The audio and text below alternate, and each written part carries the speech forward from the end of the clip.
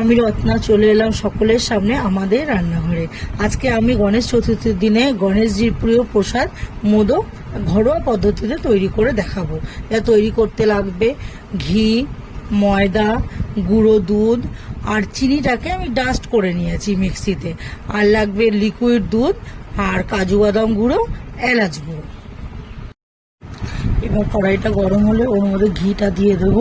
ঘিটাকে দিয়ে এইবার আমি ময়দাটাকে দিয়ে দেবো।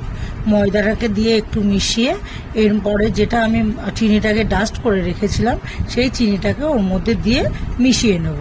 এবার চিনিটাকে মেশাবার পর যে গুঁড়ো দুধটা আছে সেই গুঁড়ো দুধটাকেও আবার ওর মধ্যে ঢেলে দেবো। এবার গুঁড়ো দুধটাকেও মিশিয়ে নিয়ে এরপরে যে লিকুইড দুধটা আছে ওই লিকুইড দুধটা ওর মধ্যে দিয়ে দেব।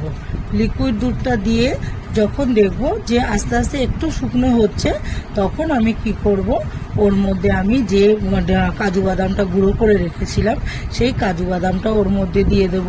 আর যে ছোট এলাচটাকে গুঁড়ো করে রেখেছিলাম সেই ছোট এলাচটাকেও এবার আমি ওর মধ্যে দিয়ে দেব। দিয়ে এইবার পুরোটা মেশাবার পর যখন দেখব একদমই শুকনো শুকনো হয়ে গেছে তাহলে আমি তখন ভাববো যে হ্যাঁ আমার কন্ডাটা তৈরি হয়ে গেছে মোদক বানাবার। এবার আমি ওটাকে কি করব, গ্যাসটাকে অফ করে দেব। অফ করে দিয়ে এইবার একটা প্লেটে ঘি মাখিয়ে এবার ওই কন্ডাটাকে আমি ঢেলে রাখবো। এবার কিছুটা ঠান্ডা হওয়ার পর আস্তে আস্তে আমি ওই কন্ডাটার থেকে মোদকটাকে তৈরি করে নেব। তাহলে আমার তৈরি হয়ে যাবে গণেশ চতুর্থীর দিনে গণেশ ঠাকুরের প্রসাদ মোদক।